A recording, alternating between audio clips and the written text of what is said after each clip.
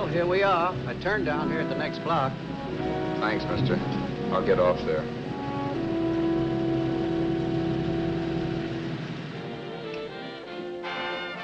Want anything else? No. Hey, you. Me? Yeah, you. So where you heading? East. Too bad. I thought if you was heading north, I might be able to help you out. I'm pushing the Salt Lake, and I don't like to ride it alone at night. I'm one of those guys that got to talk or I fall asleep. Oh. Sure, now, my partner, he's got Lou to keep him company, but I ain't got nobody at all. Where you coming from? West. Yeah, sure, I know, but where, L.A.? Maybe. Got a cousin out in L.A. You don't say. Yeah, he's been out. You're not much of a talker, are you? My mother taught me never to speak to strangers. Oh, a wise guy. So what? Okay, don't get sore. Just trying to be sociable, that's all. Hey, Glamorous. You change for a dime, will you?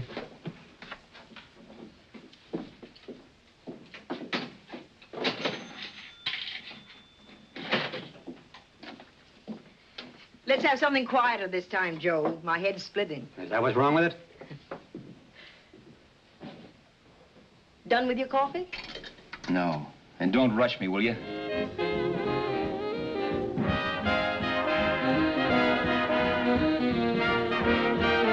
Hey, turn that off. Will you turn that thing off? What's eating you now? Yeah, what's eating you? That music, it stinks. Oh, you don't like it, huh? No, turn it off. Now, wait a minute, pal. That was my nickel, see? This is a free country. And I play whatever I want to. Okay. Sure. And if you don't like it, you don't have to listen to it. And you can leave here anytime you want to. Okay. I'm sorry I asked. First good piece played tonight and you don't like it. Some people just ain't got any good taste.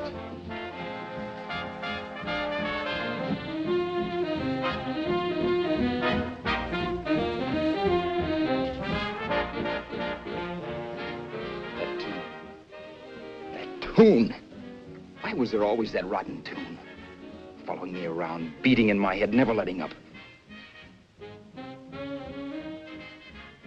Did you ever want to forget anything? Did you ever want to cut away a piece of your memory or blot it out? You can't, you know. No matter how hard you try. You can change the scenery, but sooner or later you'll get a whiff of perfume or somebody will say a certain phrase or maybe hum something. Then you're licked again. I can't believe that you're in love with me. I used to love that song once. So did the customers back in the old Break of Dawn club in New York. I can't remember a night when I didn't get at least 3 requests for it. Sue, she was always selling it too. Those were the days.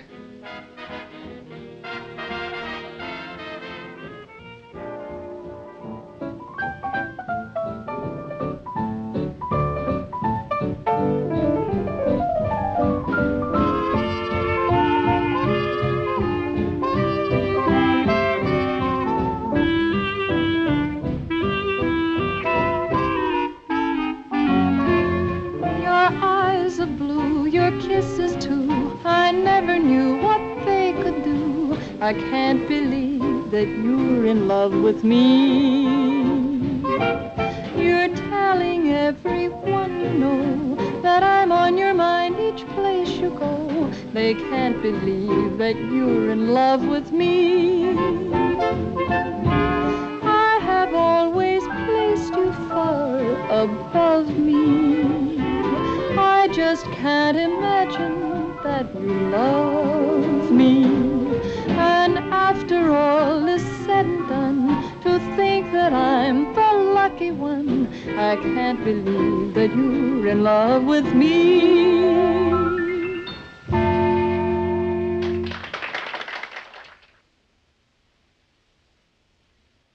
It wasn't much of a club, really. You know the kind. A joint where you could have a sandwich and a few drinks and run interference for your girl on the dance floor. I pounded the piano in there every night from 8 until the place closed up, which usually meant 4 in the morning. A good job as jobs went in those days. Then, too, there was Sue, who made working there a little like working in heaven. But how we felt about each other, well, there was nothing very unusual in that. I was an ordinary healthy guy, and she was an ordinary healthy girl. And when you add those two together, you get an ordinary healthy romance, which is the old story. Sure. But somehow, the most wonderful thing in the world.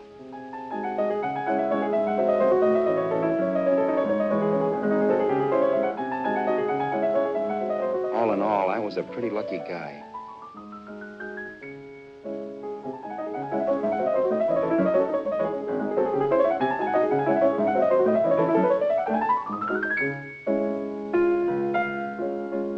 Mr. Paderewski, I presume. It's beautiful. You're going to make Carnegie Hall yet, Al? Yeah, as a janitor. I'll make my debut in the basement. I don't blame you for being bitter, darling, but you mustn't give up hope. Why, someday... Yeah, someday. If I don't get arthritis first. In the meantime, let's blow this trap.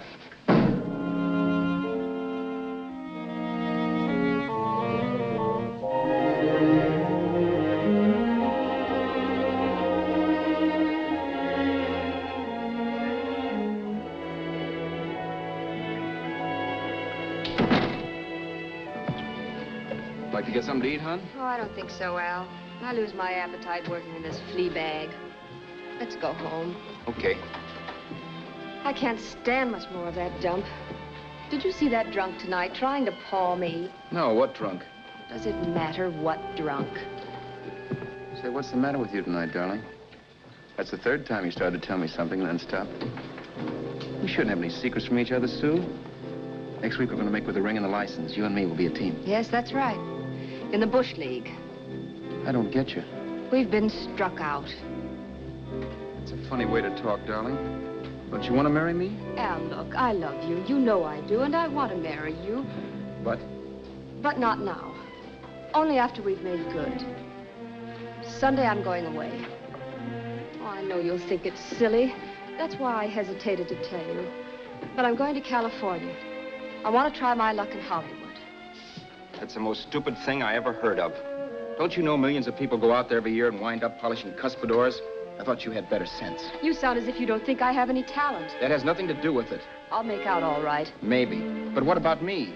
Doesn't it mean anything to you that you're busting up all our plans? We may not see each other for years? It won't be that long. I thought you loved me. I do. You know I do. Well, here we are. Al. Al, why can't you see my side of it? I'm young. We both are, and we've got all the time in the world to settle down. Really, darling, what I'm doing is the only sane thing to do. I hate the thought of being so far away from you, but we'll be together again someday. Maybe you'll decide to come out too later on. So long. Al, aren't you going to kiss me goodnight? Sure, why not? Good night.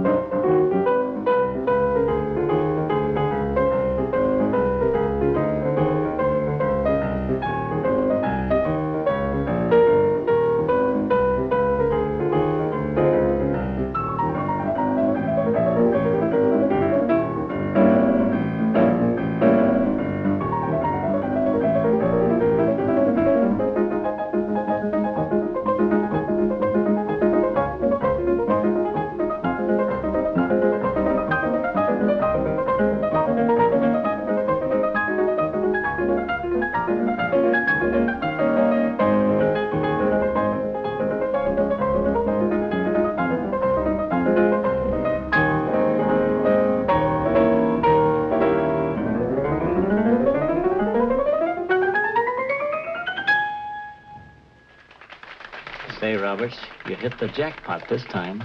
$10. Thanks.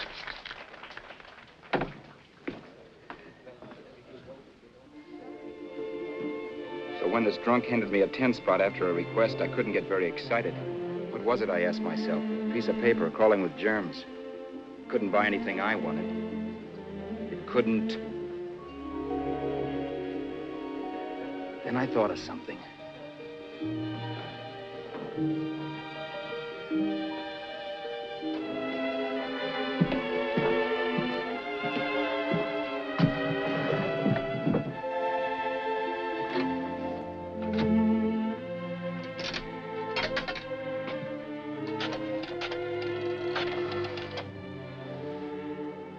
Long distance.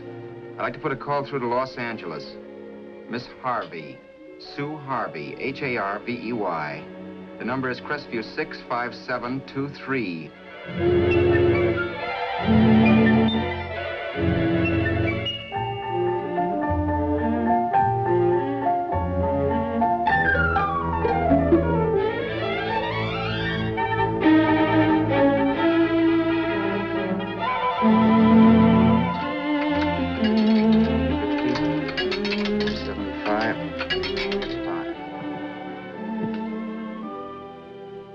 Hello, Sue?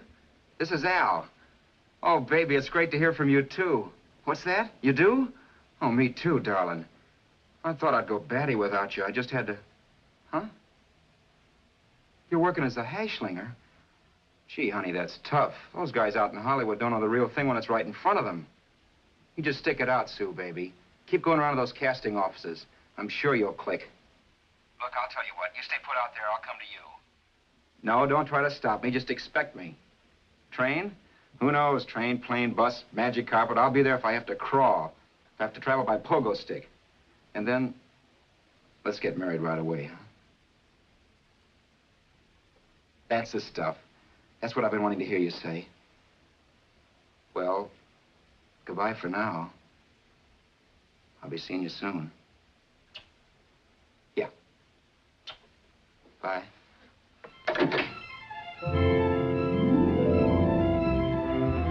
The only way I could cross country was to thumb rides. For even after hawking everything, I only had enough money to eat. Money. You know what that is. It's the stuff you never have enough of. Little green things with George Washington's picture that men slave for, commit crimes for, die for. It's the stuff that has caused more trouble in the world than anything else we ever invented. Simply because there's too little of it. At least I had too little of it. So it was me for the thumb.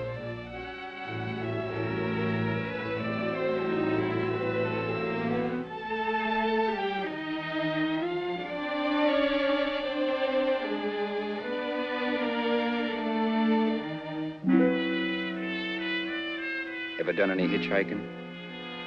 It's not much fun, believe me. Oh, yeah, I know all about how it's an education and how you get to meet a lot of people and all that. But me, from now on, I'll take my education in college or in PS 62, or I'll send $1.98 in stamps for 10 easy lessons.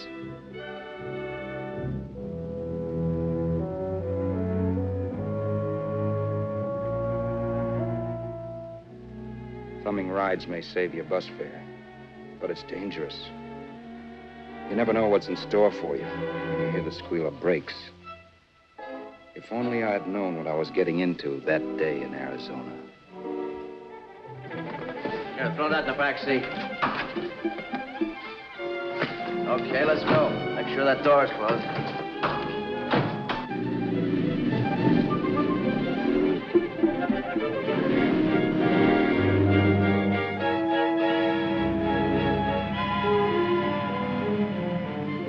You know, Emily Post ought to write a book of rules for guys thumbing rides. Because as it is now, you never know what's right and what's wrong. We rode along for a little while, neither one of us saying anything. I was glad of that. I never know what to say to strange people driving cars. Then, too, you can never tell if a guy wants to talk. A lot of rides have been cut short because of a big mouth. So I kept my mouth shut until he started opening up. Hand me that little box in the compartment, will you, pal? Hold the wheel, will you?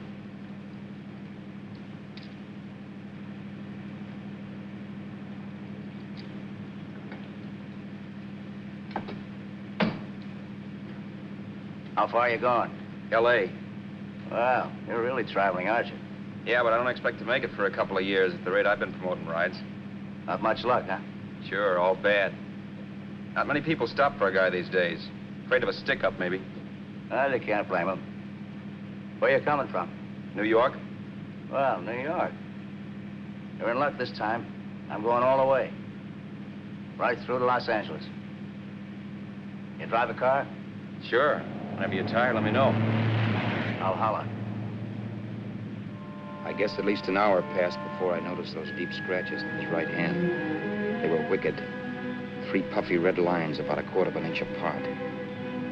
He must have seen me looking at them because he said, Beauties, aren't they? They're gonna be scars someday. What an animal. Whatever it was, it must have been pretty big and vicious to have done that. Right on both counts, New York.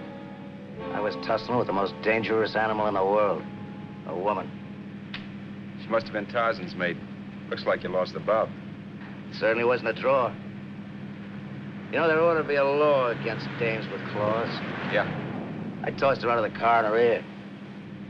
Was I wrong? Give a lift to a tomato, you expect it to be nice, don't you? Yeah. After all, what kind of dame son rides? Sunday school teachers? Yeah. A little witch. She must have thought she was riding with some fall guy. And me, who's been booking horses around racetracks since I was 20. I've known a million dames like her. 2 million. Yeah.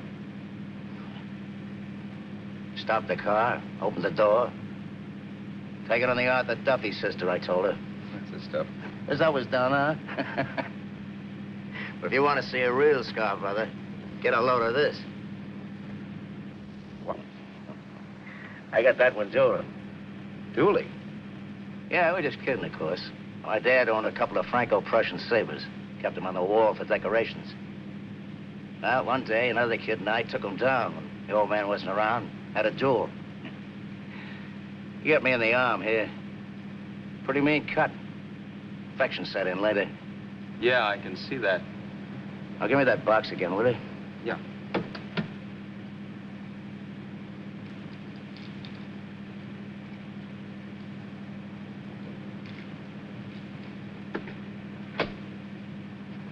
Pain made me lose my head, I guess.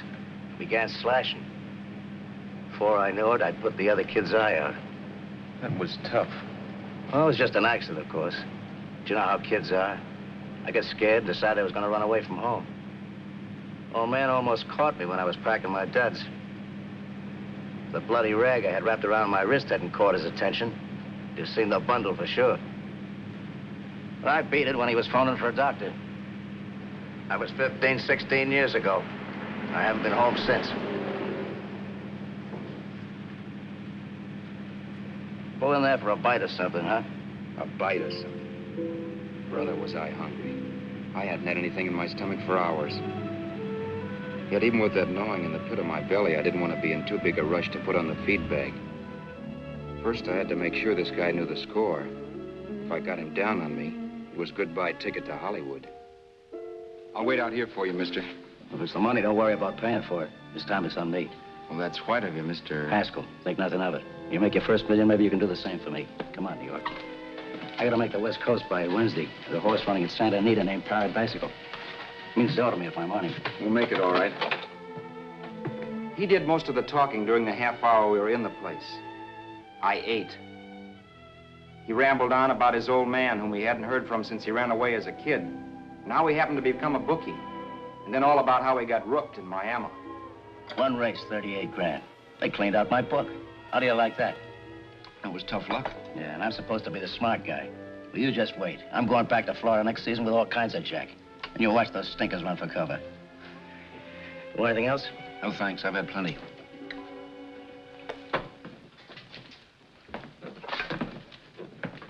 That check there, sister? Oh, just a minute. Your change, sir. Keep it, sister. Oh, thank you, sir. Call again. I'll be waiting outside for you when you finish work. Sharp check, huh?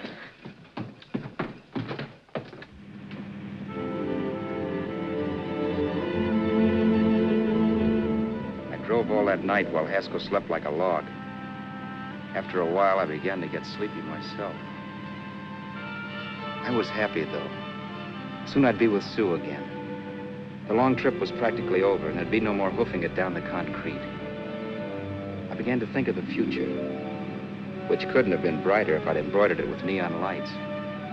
It was nice to think of Sue shooting to the top. It's amazing what a full belly can do to your imagination. Your eyes are blue, your kisses too. I never knew what they could do. I can't believe that you're in love with me. You're telling everyone you know I'm on your mind each place you go. I can't believe that you're in love with me.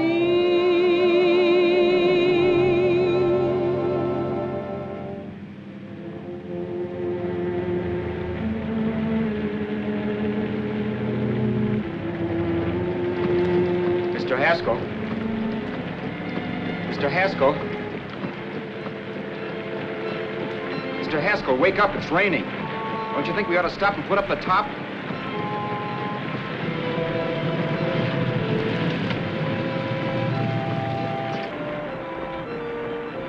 Mr. Haskell, I'm going to put up the top.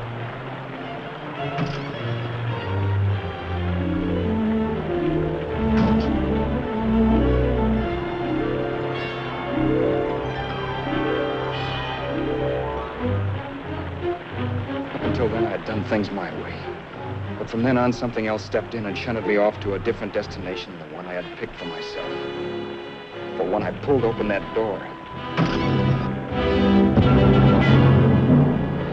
Mr. Haskell, what's the matter? Are you hurt? Are you hurt, Mr. Haskell? Start your sermon. I'll listen to it. But I know what you're going to hand me even before you open your mouths. You're going to tell me you don't believe my story of how Haskell died and give me that don't make me laugh expression on your smug faces. I saw at once he was dead, and I was in for it. Who would believe he fell out of the car? Why, if Haskell came too, which of course he couldn't, even he would swear I conked him over the head for his dough. Yes, I was in for it. Instinct told me to run, but then I realized it was hopeless. There were lots of people back down the road who could identify me. That gas station guy and the waitress. I would be in a worse spot then, trying to explain why I beat it. The next possibility was to sit tight and tell the truth when the cops came. But that would be crazy. They'd laugh at the truth.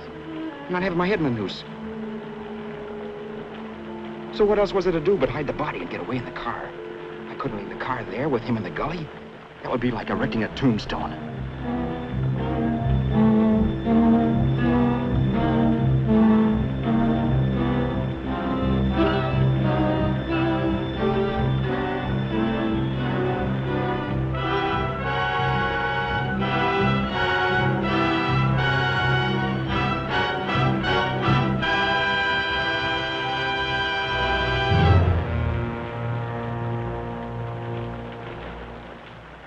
My idea was to cover him with brush, not to rob him.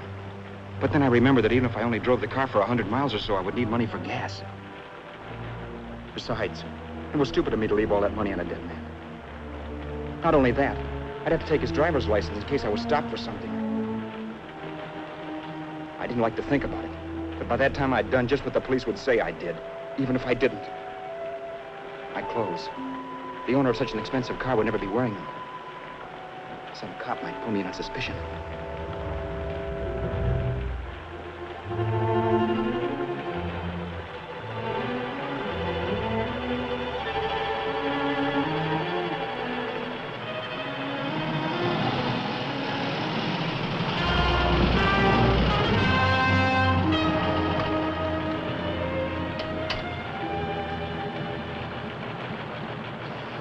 Hey, you, this your car? Don't you know better than to leave a car without wheels halfway in the middle of the road? That's the way accidents happen. I'm sorry, officer. I was just putting up my top. I didn't think. Well, the next time, think. I'll let you go now, but watch your step in the future. I know that's a lonely stretch, but cars come by here once in a while, and we have plenty of crack-ups. Thanks, officer.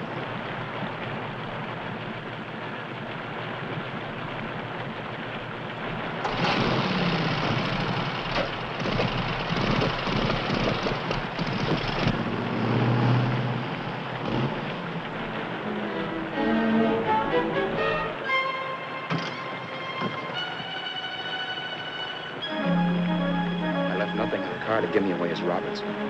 If they found a dead man in the gully now, it would be me.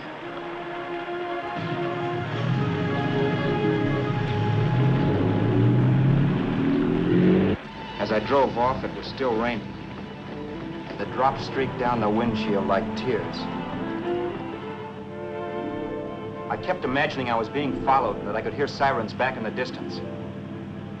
Just how long it took me to cover the 60-odd miles to the California state line, I don't know. I lost all track of time. But the rain had stopped and the sun was up when I pulled up to the inspection station.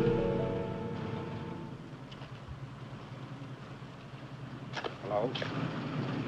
Carrying any fruits or vegetables? No. Any livestock or poultry? No. I'd like to see your registration and driver's license, please. Anything in the baggage compartment? Just baggage. Charles Haskell, Jr., age 30, brown eyes, dark hair. Identifying marks, none. Are you Charles Haskell, Jr.? Yes. Well, remember, if you're employed and you stay over 30 days, you take out California plates. All right, officer, but I'll only be in the state a short while. Right, you can go now.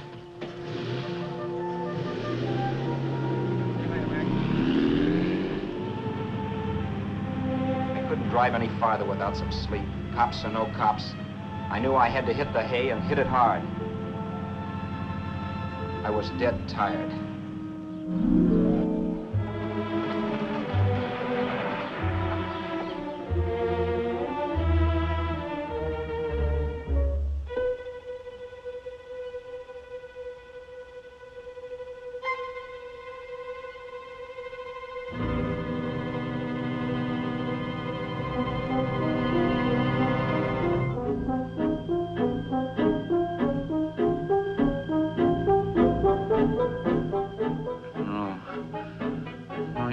Mr. Haskell.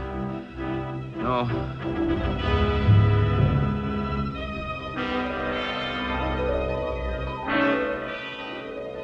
Mr. Haskell, you can't die.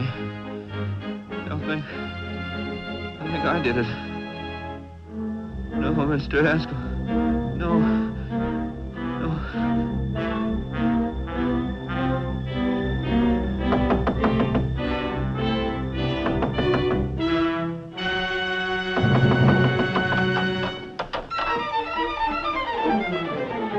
Who's there?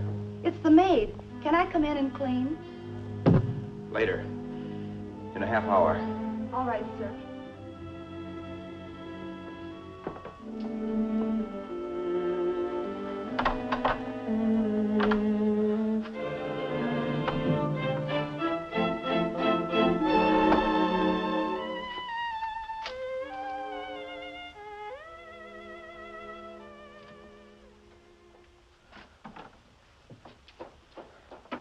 There was no time to lose.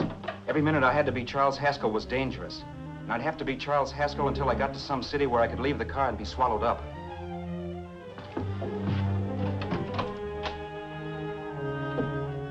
That meant driving the car as far as San Bernardino, maybe even to Los Angeles. In a little town, I might be noticed, but in a city, I should be safe enough. Then, after I ditched the car, I could go on to Sue. But those 5 minutes at the state line made me realize it might be a good idea to find out a little bit about Mr. Haskell. Then, if anybody asked me questions, I could give the right answers. The first thing I found out was that I had $768. This was a lot of jack, but believe me, it was the kind of money I'd rather not have.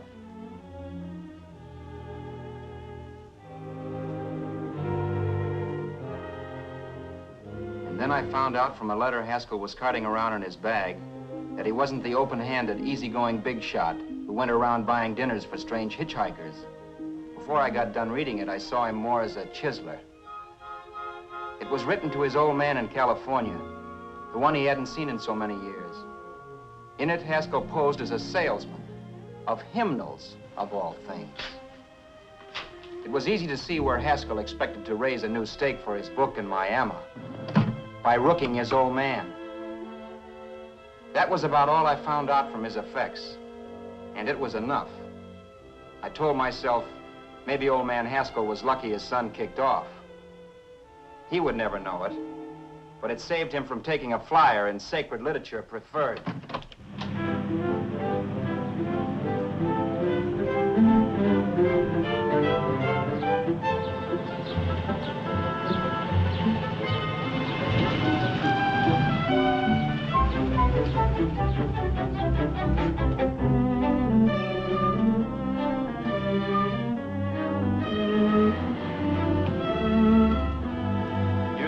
At Desert Center, I pulled up for water.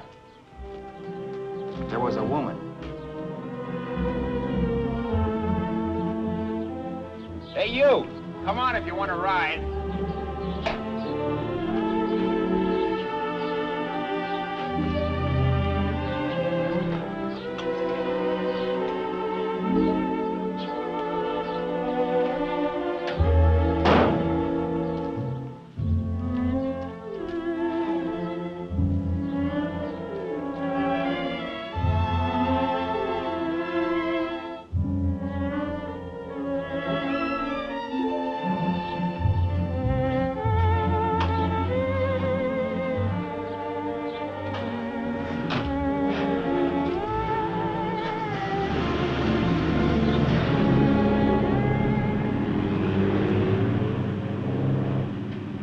How far are you going?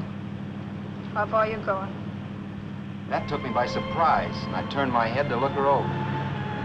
She was facing straight ahead, so I couldn't see her eyes, but she was young, not more than 24. Man, she looked as if she'd just been thrown off the crummiest freight train in the world. Yet, in spite of this, I got the impression of beauty. Not the beauty of a movie actress, mind you, or the beauty you dream about when you're with your wife, but a natural beauty. A beauty that's almost homely because it's so real. Then suddenly she turned to face me. How far did you say you were going? Los Angeles? L.A.? L.A.'s good enough for me, mister. That's what I was afraid of. What'd you say? Oh, nothing, just thinking out loud. People get in trouble for doing that. What's your name? You can call me Vera if you like. You live in Los Angeles? No. Where are you coming from? Oh, back there. Needles? No.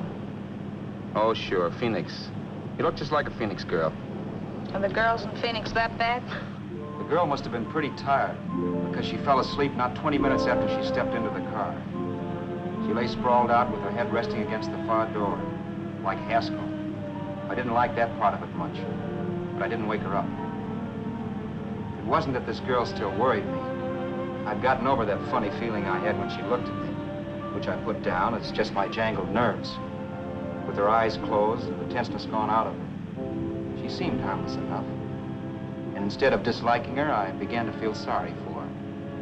The poor kid probably had had a rough time of it. Who was she, anyway? And why was she going to Los Angeles? And where'd she come from in the first place? The only thing I knew about her was her name. Not that it made any difference. A few hours more and we'd be in Hollywood. I'd forget where I parked the car and look up Sue. This nightmare of being a dead man would be over. Who this dame was, well, it was no business of mine. Where did you leave his body? Where did you leave the owner of this car? You're not fooling anyone. This buggy belongs to a guy named Haskell. That's not you, mister. You're out of your mind. That's my name, Charles Haskell. I can prove it. It's my driver's Save license. yourself the trouble, mister.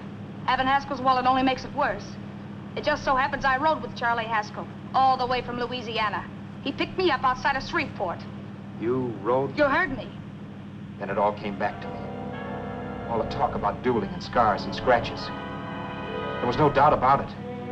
Vera must be the woman Haskell had mentioned. She must have passed me while I slept. Well, I'm waiting. My goose was cooked. She had me. That Haskell guy wasn't dead yet. He wasn't stretched out stiff and cold in any Arizona gully. He was sitting right there in the car, laughing like mad while he haunted me. Well? There was nothing I could say. It was her move. Vera, whatever her name was. It was just my luck picking her up on the road. It couldn't have been Helen, or Mary, or Evelyn, or Ruth. It had to be the very last person I should ever have met. That's life. Whichever way you turn, fate sticks out a foot to trip you.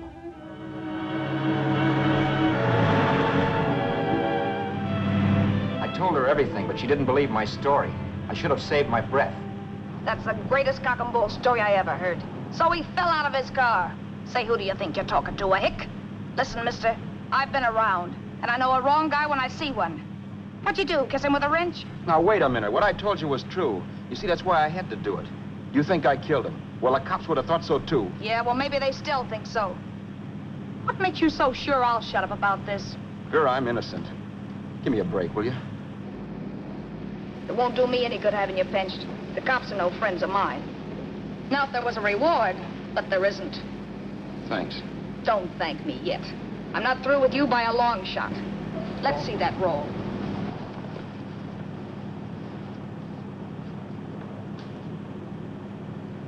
Is that all Haskell had? Isn't it enough? No, I thought he had more. Not that I know of. You can search me. You think I'm holding out on you? Well, maybe I will at that. He told me he was going to bet $3,000 on a horse named Paradisical on Wednesday at Santa Anita.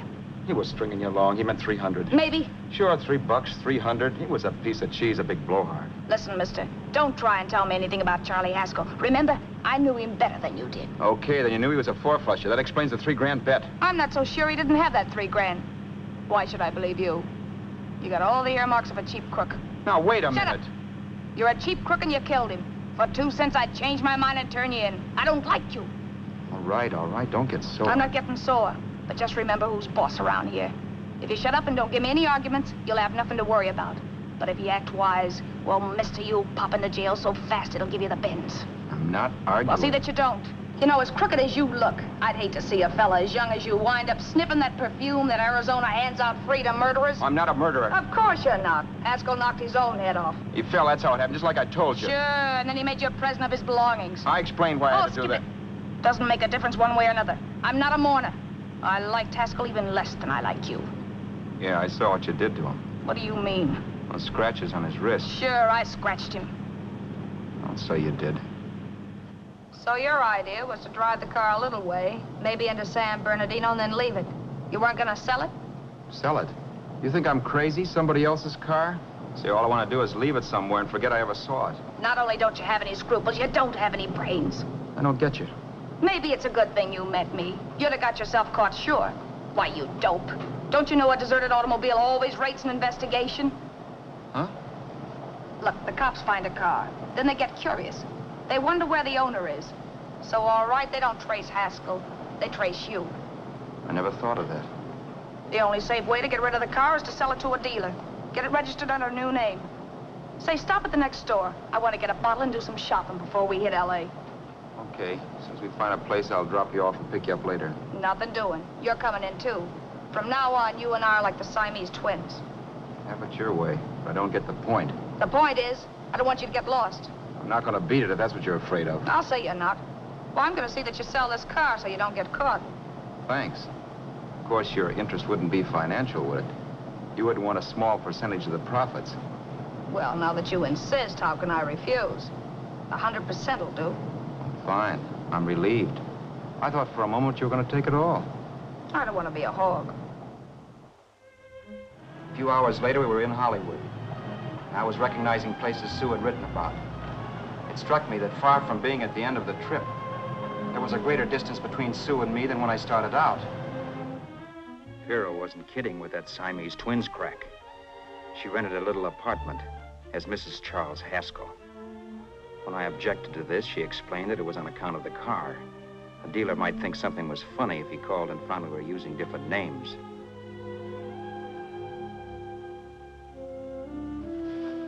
Home, sweet home. Yeah. Not bad either.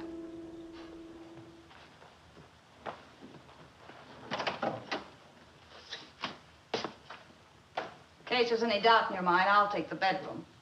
Yeah. Sure is stuffy in here.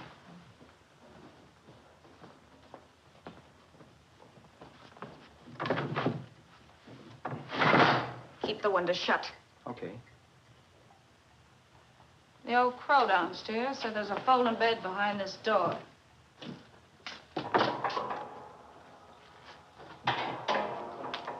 You know how to work it?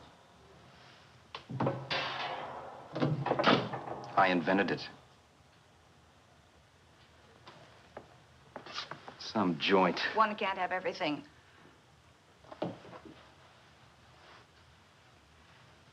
I'm first in the bathtub. I don't know why, but I figured you would be.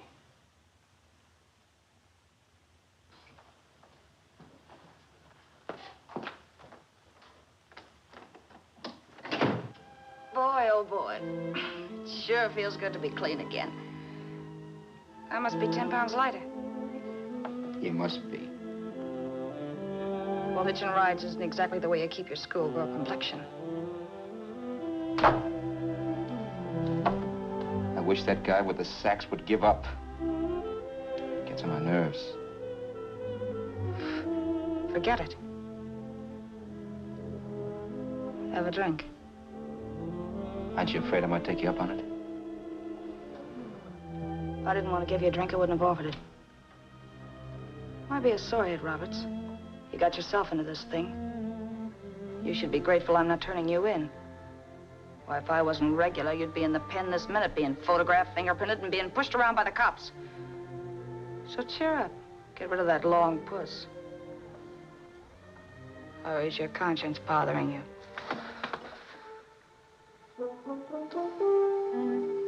No. It isn't. Swell. That's the spirit. He's dead and no woman around to bring him back. Anyway, I never could understand this worrying about something that's over and done with. Now, look, Vera, for the last time, I didn't kill him. Haskell was a sick man. Maybe he was dead before he fell out of the car. I don't know. Sure. He died of old age. All right. So if it'll make you sociable, you didn't kill him.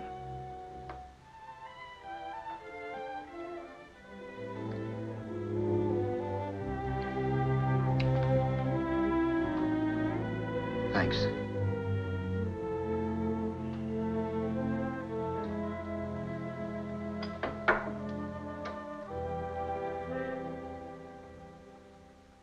We're out of liquor, Roberts.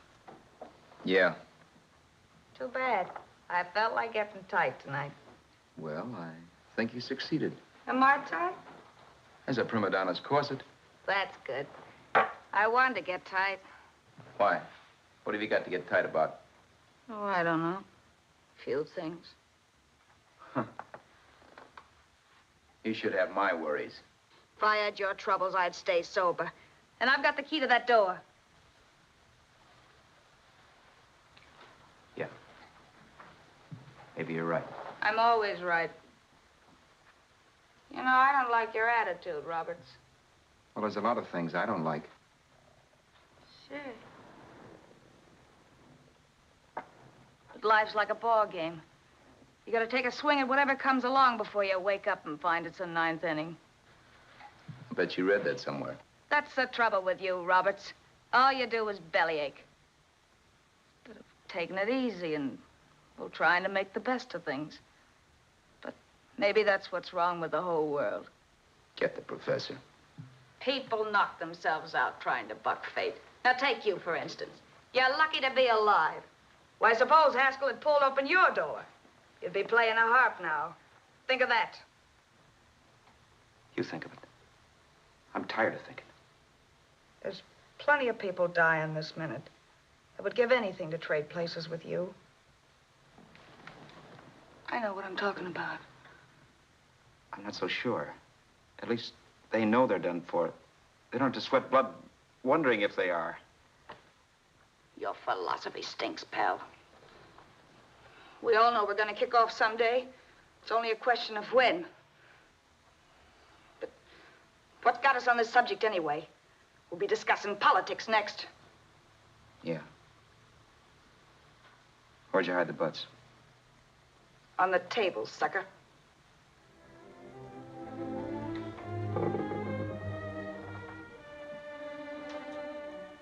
We bored each other with conversation for a couple of hours longer. Every 5 minutes, one of us was wishing we had another bottle or a radio or something to read. Then finally, we ran out of chatter. I know it's only 11 o'clock, but I want to get up early and make the rounds of the used car lots. No hurry about that. We've got all the time in the world. Maybe you have, but if you think I want to stay cooped up in this place any longer than I have to, you're batty. It's not a bad place. We pay plenty for diggings like this in New York. I wouldn't like it if it was the Ritz.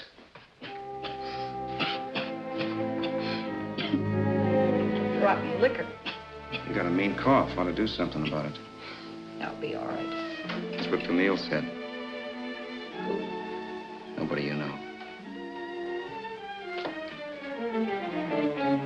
Wasn't that the dame that died of consumption? Yeah.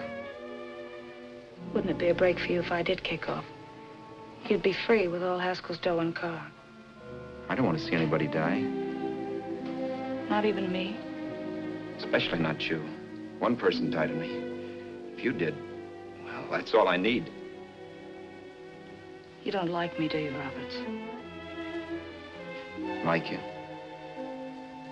I love you. My favorite sport is being kept prisoner. After we sell the car, you can go to blazes for all I care, but not until then.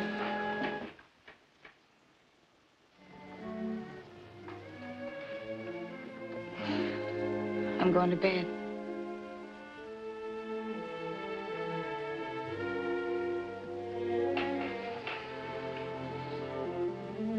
Good night, Roberts. Don't try and sneak away during the night. All the doors are locked. Anyway, if I find you gone in the morning, I'll notify the police. They'll pick you up. Don't worry, I know when I'm in a spot. Well, good night. I hope that portable rack isn't too uncomfortable for you. Don't lose any sleep over it, will you, Vera?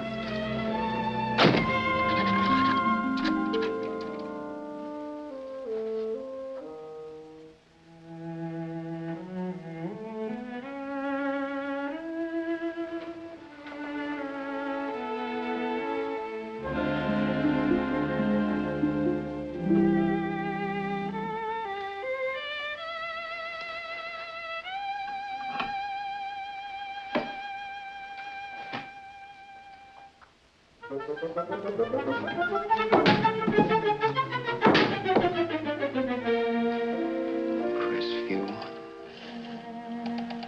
6, 5, 7, 2, 3.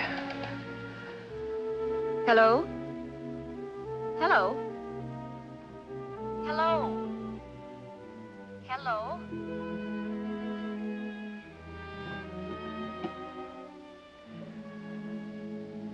No.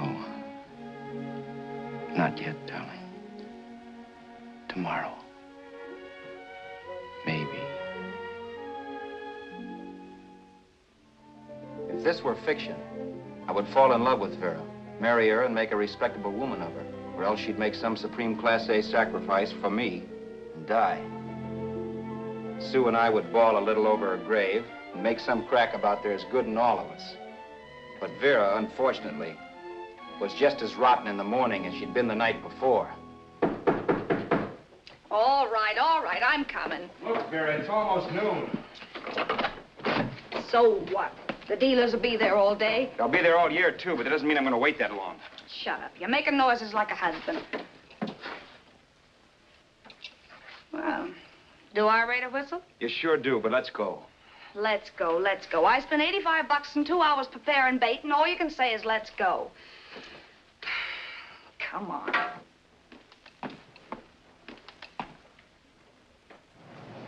We passed a few used car lots last night down this way. What do you think we can get for this heap? I don't know. Plenty. You just let me handle everything. Think we can get $2,000? I don't know, but don't worry. I'll squeeze as much out of this guy as I can. If I let it go cheap without a fight, he might think we've stolen the car. And listen, don't make any slips and call me Roberts. That'll cook us. I don't need you to tell me that. You better just sit by and keep your mouth closed. Remember, we're both in the soup if anything happens. Forget it and drive. You're my wife, Vera Haskell. Look, After the deal's closed, let's go back to that place on Hollywood Boulevard where I saw the fur jacket. I want to buy it. After the deal's closed, I'm saying goodbye to you. That's right, I forgot. I guess I'm getting kind of used to you. Well, that's a habit you can start breaking. Let's try this place in the middle of the block.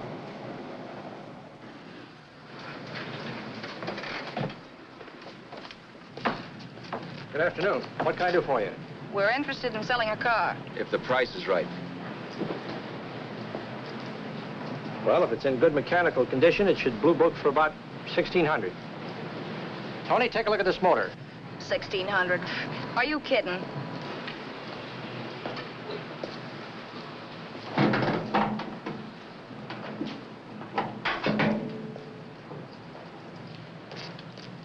Well, maybe $1,850. Before I let it go for $1,850, I'll wreck it and collect the insurance first.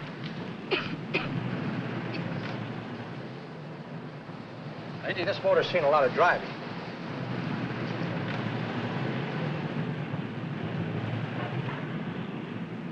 Well, the mechanic inspected the car. We haggled. At last, when we were all worn out, we hit a compromise. His price. Okay, it's a deal. All right, come in. We'll sign the papers. I have the ownership papers right here with me. Look, Vera, in the meantime, will you clean out the dash compartment? There may be some stuff in it. All right, darling. 1,850 bucks. That dirty crook.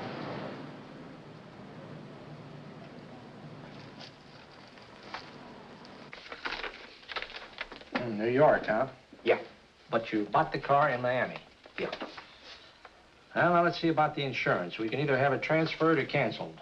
What kind of insurance do you have, Mr. Haskell? Well, aren't all the papers there? I don't see any. Surely you know what type of insurance you carry in the car. The name of the company? Yeah, but, Well, if you'll just tell me the name of the company, I'd be very glad to take care of all the details. Well... Did you sign the papers yet? Not yet. Well, don't. We're not selling the car. Oh, wait a minute, Miss Haskell. Come on, darling. What's the matter? You changed your mind? Yes, I'm sorry. I guess I have. But, Vera... Let's go.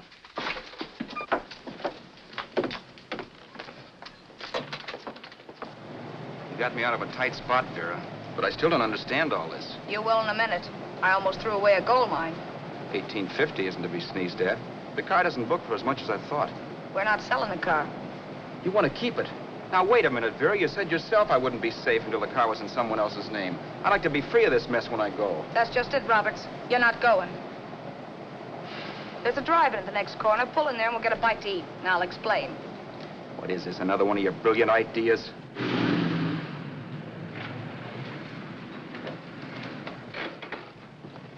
Oh, may I take your order? Make mine a ham sandwich and coffee. And for you, sir?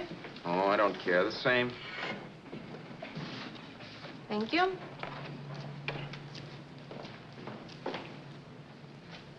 Get this, Vera. I've been pretty patient so far. I've done everything you asked me to do, but no more. Shut up. You've taken Haskell's money. You can have the dough we get from selling the car, but you're not going to keep me a prisoner. It's a good thing I bought the paper. Take a look at that. Vera, I'm in no mood. Read that.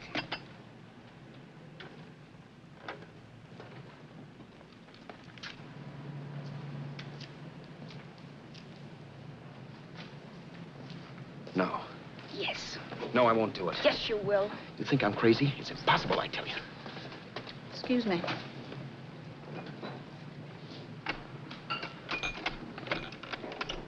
Blow the horn when you're through.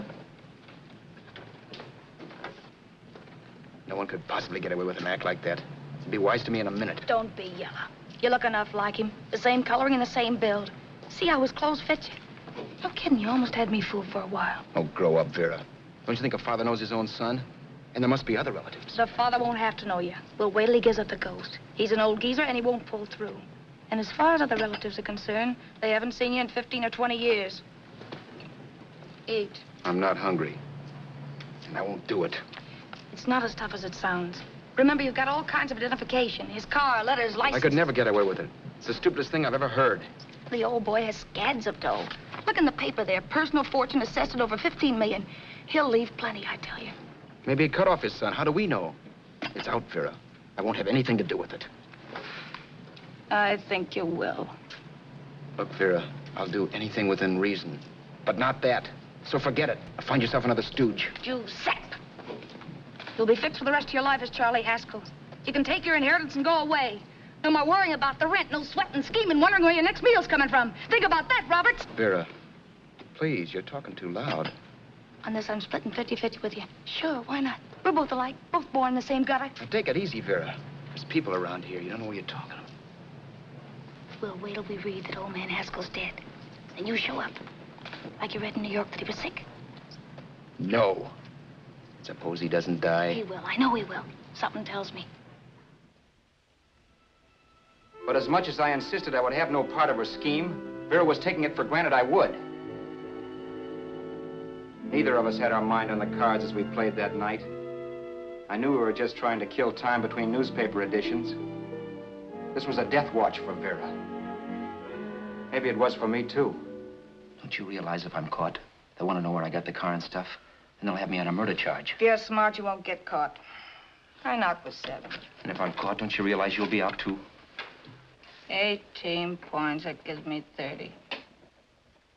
How will I be out? You'll be out $1,850 we would have gotten on the car. Really, Vera, you'd be an awful chump if you threw away all that dough on a dizzy long shot. Let me sell the bus tomorrow. With the money it'll bring and what you've already got, a clever kid like you can run it up in no time. Then we'd both be in the clear. I'll be in the clear anyway. Maybe. Maybe.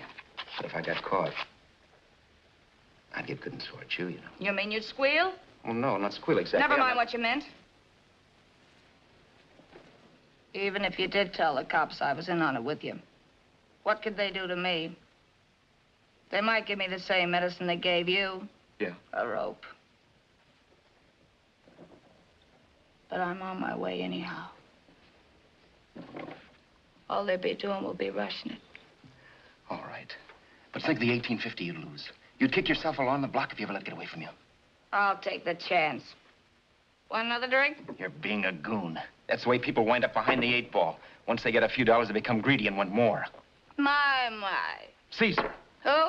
You know that Roman general? He got his for being greedy. He wasn't satisfied, so the final wind-up was he took the count. A couple of days ago, you didn't have a dime. Why, you were so broke you couldn't pay cash for a postage stamp. Now you've got almost $700 with $1,850 in the offing. Take my advice. Don't try for more. I'm tired of this game. Let's have some blackjack.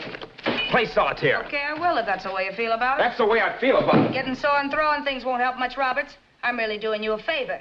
I help you out of a jam by keeping my mouth shut. I show you how to make some soft money. And what thanks do I get? Thanks. Sure. Or would you rather call the cops and tell them you killed a man and stole his money? I didn't kill anybody. Yes, you did. No, I didn't. You know I didn't. All right, then. Suppose I call the cops. If you're innocent, what do you got to be scared of? Okay. Call them, you mutt. Go ahead and call them. See if I care. At least they'll give me a square deal. You want me to call them? You heard me. But I'm warning you. If I'm pinched, I'll swear you were in on it. I'll say that you helped me. If I fry, I'll get even with you. You wouldn't dare. You didn't. Yeah? Then try it and see. Call them. Yeah. Okay, I will.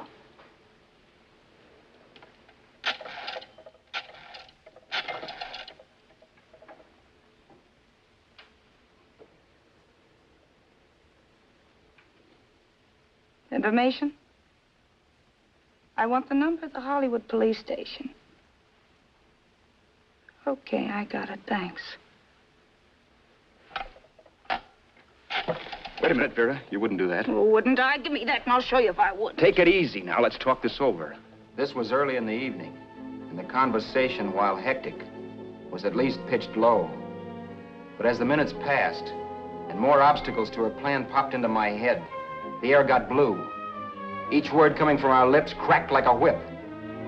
I reminded her that as Charles Haskell, I didn't even know my mother's name, where I'd gone to school, the name of my best friend, whether I had an Aunt Emma or not, my religion, and if I'd ever owned a dog.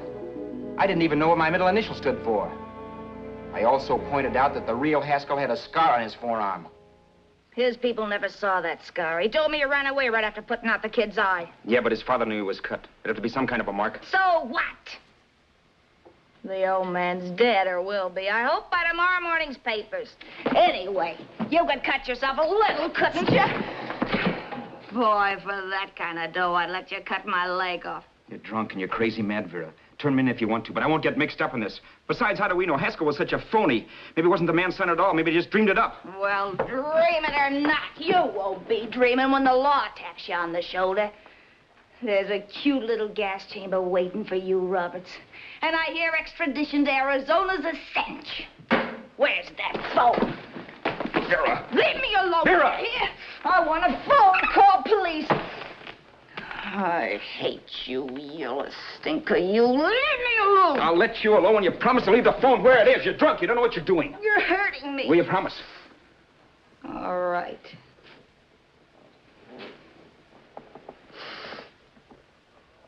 You hurt me. I'm sorry, but...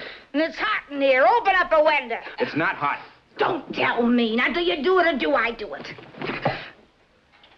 You're no gentleman, see? Yeah. All right. I'll open up the window. Vera!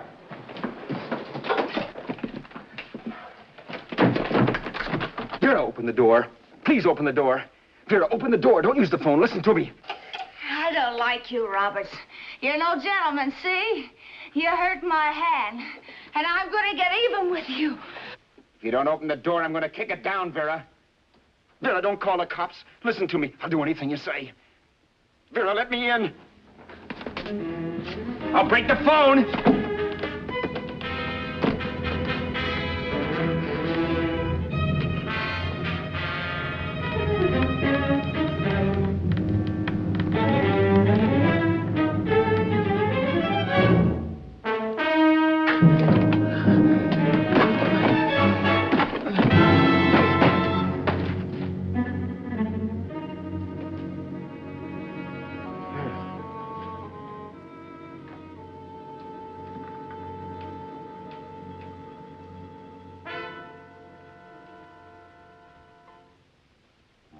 The world is full of skeptics.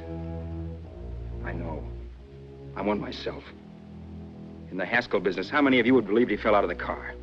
And now, after killing Vera without really meaning to do it, how many of you would believe it wasn't premeditated? In a jury room, every last man of you would go down shouting that she had me over a barrel and my only out was force. The room was still. So quiet that for a while I wondered if I had suddenly gone deaf. It was pure fear, of course. And I was hysterical. But without making a sound. Vera was dead. And I was her murderer. Murderer. What an awful word that is. But I'd become one. I'd better not get caught. What evidence there was around the place had to be destroyed. And from the looks of things, there was plenty. Looking around the room at things we'd bought was like looking into the faces of 100 people who'd seen us together and who remembered me. This was the kind of testimony I couldn't rub out. No. I could burn clothes and hide bottles for the next 5 years. There'd always be witnesses. The landlady, for one. She could identify me. The car dealer, the waitress in the drive-in, the girl in the dress shop, and that guy in the liquor store. They could all identify me. I was cooked. Done for. I had to get out of there. While once I'd remained beside a dead body, planning carefully how to avoid being accused of killing him, this time I couldn't.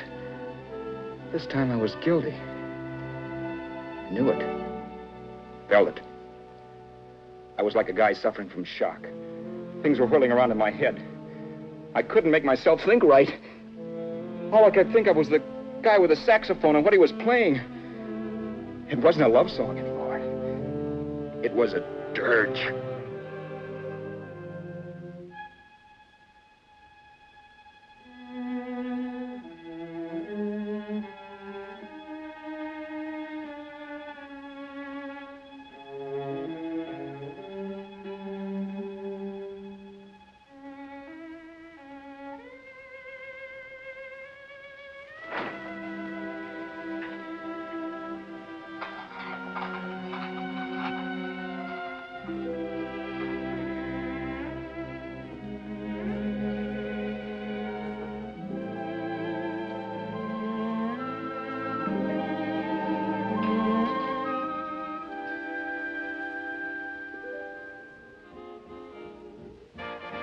My problems weren't solved. I had to stay away from New York for all time because Al Roberts was listed as dead and had to stay dead. And I could never go back to Hollywood. Someone might recognize me as Haskell. Then, too, there was Sue. I could never go to her with a thing like this hanging over my head. All I could do was pray she'd be happy.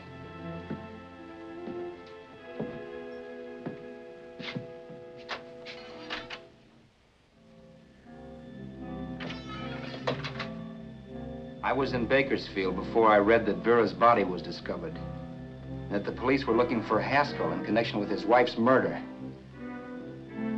Isn't that a laugh? Haskell got me into this mess, and Haskell was getting me out of it. The police were searching for a dead man. I keep trying to forget what happened and wonder what my life might have been if that car of Haskell's hadn't stopped. But one thing I don't have to wonder about. I know. Someday a car will stop to pick me up that I never thumbed.